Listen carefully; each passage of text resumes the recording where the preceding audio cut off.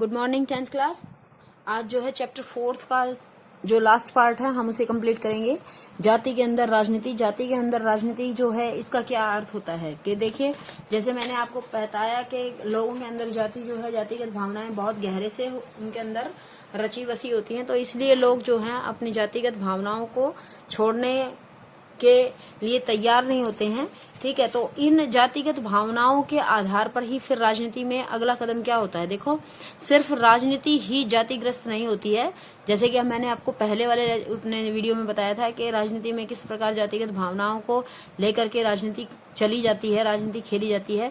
तो अब ये आगे बता रहे हैं कि बेटा राजनीति ही जातिग्रस्त नहीं होती है, बल्कि जाति भी राजनीतिग्रस्त हो जाती है।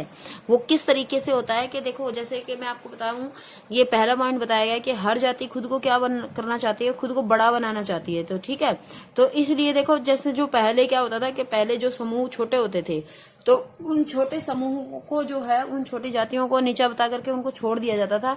लेकिन अब जो है ये कोशिश की जाती है कि उन जातियों को भी ऊपर लेकर के आया जा सके। ठीक है, दूसरा, आप सब बच्चों को पता है कि अगर एक जाति के आधार पर ही अगर किसी राजनीतिक पार्टी का गठन करना हो, किसी नेता को जिताना हो, तो ये पॉसिबल नहीं है। तो ऐसे में फिर जो व्यक्ति होता है, जो प्रतिनिधि होता है, वो अपनी जाति के साथ साथ जो है अन्य जाति के लोगों को भी महत्व देता है और वो उनको साथ लेकर चलने की बात करता है। ठीक है, और इसके लिए वो जो है अन्य जाति के लोगों के साथ संवाद भी करता है और उनके साथ मोलतोल भी करता है। यानी मोलतोल का मतलब है कि वहां पर जो है वोट खरीदे भी जाते हैं, एक तरीके से ये कहने की कोशिश की गई है यहाँ पर।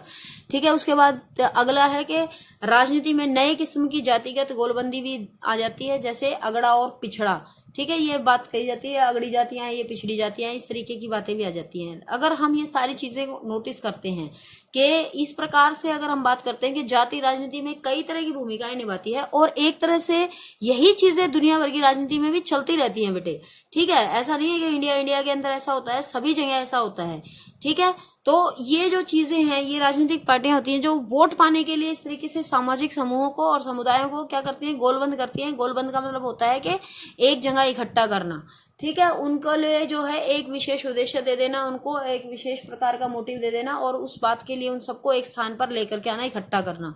तो इस तरीके के भाषणबाजी किए जाते हैं, इस तरीके की बातें कही जाती है, जिससे कि विभिन्न सामाजिक समूहों जो होते हैं वो एक साथ जो है इकट्ठा हो जाते हैं। ठीक है, अगर हम बात करते हैं कि अगर ये जो इस तरीके से जो आई है, ये जाति जो है, जाति को अगर राजनीतिग्रस्त माना है, तो उसमें एक अच्छी बात ये हुई है कि जो जातिगत जो राजनीति है उसमें दलित और पिछड़े वर्ग के लोग जो हैं उनको भी अब क्या हुआ है, उनको भी सत्ता में पहुंचने का और अपने निर्णय प्रक्रिया में जो है पहले से बेहतर तरीके से जो है पार्टिसिपेट करने का, राजनीति में आने का मौका मिला है। अब वो लोग भी जो है, जो पहले किसी भी तरीके से राजनीति में नहीं आ पाते थे, लेकिन अब जो है जब लोगों के अंदर थोड़ा जाति को लेकर के थोड़ा लोग पॉजिटिव हुए हैं, अपनी जाति के विकास के बारे में सोचने लगे हैं, तो इस तरीके की बातों के कारण जो है कहीं ना कहीं उन सभी समुदायों को जो अल्पसंख्यक कहे जाते हैं, ठीक है, उनको भी मौका मिला है कि उनके कैंडिडेट्स भी जो है उनके अधिकारों के लिए बात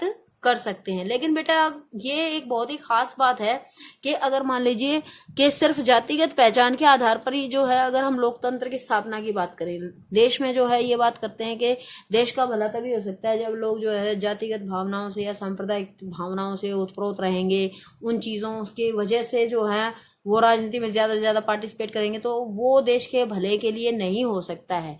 लोगों को जो है देश का भला अगर करना है तो उनको अपनी जातिगत भावनाओं से ऊपर उठना पड़ेगा, सांप्रदायिक विचारों से ऊपर उठना पड़ेगा।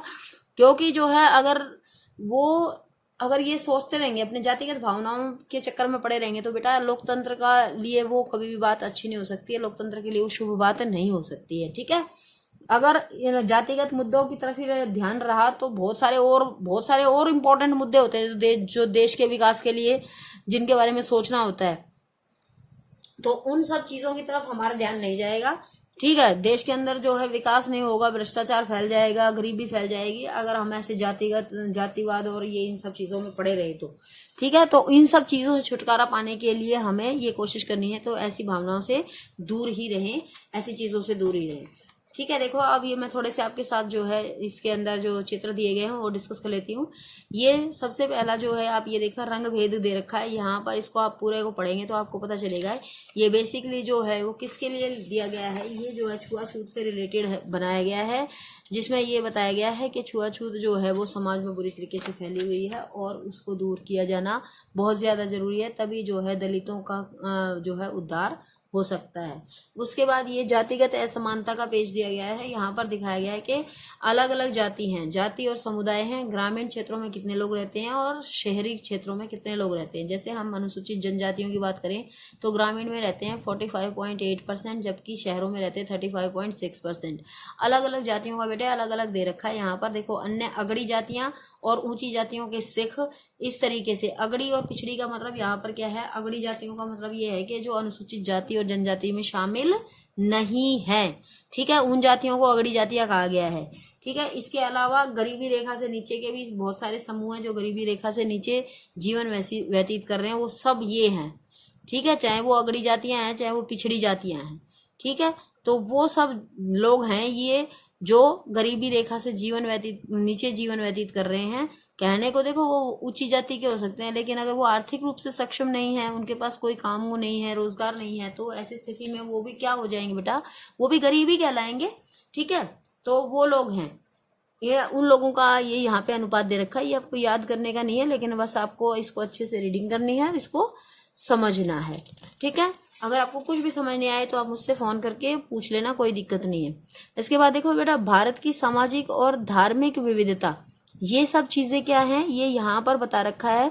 ये आप इसको टॉपिक को रीड करोगे तो आपको पता लग जाएगा कि धीरे धीरे जब हमारा देश आजाद हुआ था तो उसके बाद जो है जैसे ही हमने जनगणना शुरू की है करनी, तो उसके बाद से जो है जनगणना विभाग ने जो है घर घर जाकर के लोगों से जानकारी इकट्ठा की, सूचनाएं ली कि यहाँ पर कितनी क्या जातियां हैं। उसके बाद ये पता लगा 2001 की जनगणना का हमारे को यहाँ पर दिखा रखा है डाटा कि 2001 की जनगणना के अनुसार जो है टोटल हिंदू पॉपुलेशन कितनी थी 80.5%, जबकि मुस्लिम कितने थे बेटा, यहाँ पर थे मुस्लिम थे 13.4%। ठीक है, ईसाई 2.3, सिख जो है 1.9%, और ये अन्य जातियों में जो है शामिल है, जैसे बौद्ध दे रखे हैं 0.8%, जैन 0.4%, अन्य धर्म 0.6%। ये डाटाज आपको याद करने हैं। ठीक है, ये एग्जाम्स में कभी कभी पूछ लिए जाते हैं, वैसे आपको इसको सारे को रीड कर लेंगे। इसके अलावा ये देखो बेटा, एक यहाँ पर एक ये डायग्राम बनाया गया है, एक पिक्चर बनाई गई है, सॉरी, इस पिक्चर में क्या दिखाया गया है, देखो एक चेयर बनाई गई है, आप इसको ध्यान से देखिए, ये ओम है। ठीक है, देख पा रहे हैं आप, ये ओम है, ये यहाँ पर ये ईसाइयों का प्लस का निशान है, और ये यहाँ पर आप सिखों का निशान है। ठीक है, ये यहाँ पर मुस्लिम्स का निशान है। ठीक है, ये इस तरीके से एक चेयर बनाई गई है। तो ये चेयर जो है ये इसके नीचे क्या स्टेटमेंट लिखी हुई है बेटा, इसके नीचे लिखी हुई है कि यह कुर्सी मुख्यमंत्री बनने वाले के लिए बनाई गई है ताकि वह अपनी धर्मनिरपेक्षता को साबित करे और इस पर बड़े झटके लगेंगे। ठीक है, क्या देखो, जो कुर्सी होती है उस कुर्सी पर जो भी मंत्री, मुख्यमंत्री, प्रधानमंत्री, जो भी व्यक्ति बैठता है उसको सभी धर्मों के लोगों का ध्यान रखना होता है। वो किसी भी विशेष धर्म से संबंधित तो अवश्य होगा, लेकिन उसको अपने विशेष धर्म का ध्यान नहीं रखना है, उसको अन्य सभी धर्मों का ध्यान रखना है, जो भी उसके लिए जिन भी लोगों ने उसको सेलेक्ट करके भेजा है। ठीक है, तो इस तरीके से ये सारा लेसन जो है अलग अलग दिया गया है, जिसमें जो है अलग अलग चीजें दिखाई गई हैं। इसके बाद ये देखो बेटा, एक यहाँ पर ये दिखाया गया है डायग्राम, जिसमें विश्व के विभिन्न क्षेत्रों की राष्ट्रीय संसदों में महिलाओं की संख्या प्रतिशत में दिखाई गई है। ठीक है, देखो ये सबसे पहले तो जो है नॉर्डिक कंट्रीज है, वहां पे 40% है। उसके बाद अमेरिका के अंदर 20.2%, उसके बाद जो है यूरोप के अंदर 19.6% है। ये आप सारे धीरे धीरे देखते जाएंगे। तो इंडिया के अंदर जो है 8.3% है विश्व का औसत। ठीक है, तो अगर हम विश्व का औसत देखें तो टोटल जो है महिलाओं का 16.8% है। ये अलग अलग कंट्रीज का अलग अलग है, लेकिन अगर हम विश्व का देखें तो विश्व का औसत जिसमें महिलाओं की भागीदारी राजनीतिक रूप से कितनी है, तो वो 16.8% है। ठीक है, वो ये बताया गया है इसके थ्रू। ठीक है, इसके बाद देखो बेटा, ये मैंने आपको समझा दिया था, ये बाल लिंग अनुपात दिखाया गया है कि अलग अलग स्टेट यहाँ पे डिनोट करके रेड लाइन से दिखाए गए हैं।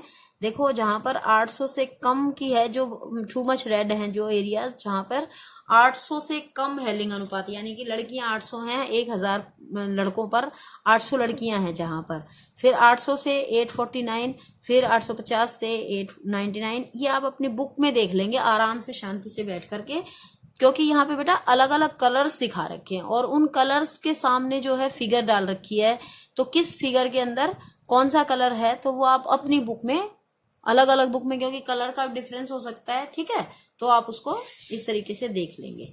ठीक है बेटा, उसके बाद आगे देखो, ये मैंने आपको बता ही दिया था, ठीक है, ये सारा कुछ जो है ये पूरा ये वाला मैंने आपको समझा दिया था, ये हमारे फर्स्ट वीडियो में ही मैंने आपको बता दिया था कि ये क्या बनाया गया है। तो ये इस तरीके से लेसन कंप्लीट होता है हमारा। और इसके अलावा जो भी इसमें एक्सरसाइज है, सारे एक्सरसाइज क्वेश्चंस इंपॉर्टेंट है और आपको कंप्लीट एक्सरसाइज करनी है। इसके बेटा इसके बाद देखो ये वाला एक क्वेश्चन है कि सूची बनाइए जिसमें सांप्रदायिक, नारीवादी, धर्मनिरपेक्ष और जातिवादी ये दे रखे हैं पॉइंट्स 4।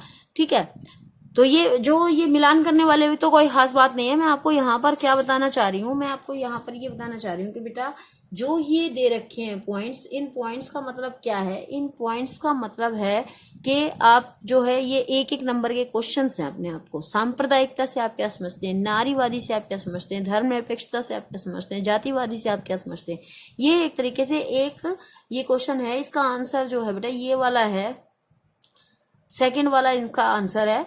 ठीक है, लेकिन आपको नोटबुक में नहीं लिखना है, ये आपको अपनी बुक में ही जो है इसको सॉल्व करना है। आप इसका एक्सरसाइज नोटबुक के अंदर लिखेंगे।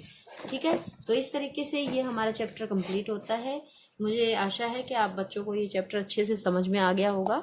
ठीक है, सभी चीज़ें मैंने अच्छे से क्लियर की हैं ताकि जो है आप बच्चों को एक एक चीज़ अच्छे से समझ में आ जाए और आपको क्वेश्चन आंसर्स याद करते समय किसी भी प्रकार की कोई डिफिकल्टी ना हो। ठीक है बच्चों, घर पर रहो, सेफ रहो, सुरक्षित रहो, अपना ध्यान रखो, साफ सफाई का ध्यान रखो, खुश रहो और पढ़ते रहो, क्योंकि लॉकडाउन है अभी। तो इसका मतलब बेटा ये नहीं है कि आपकी छुट्टियां पड़ी हुई हैं, इसका मतलब ये है कि अभी आपका जो है स्टडी टाइम चला हुआ है ये। ठीक है, अगर लॉकडाउन नहीं होता, अगर कोरोना की प्रॉब्लम नहीं आती तो नो डाउट हमारे स्कूल्स चल रहे होते। तो आपकी 10th क्लास है, आप सिंसियरली पढ़ते रहें और अगर आपके कोई भी डाउट आते हैं तो आप प्लीज़ जो है अपने डाउट्स साथ साथ क्लियर करते रहें। ठीक है, okay, bye bye students, thank you all of you.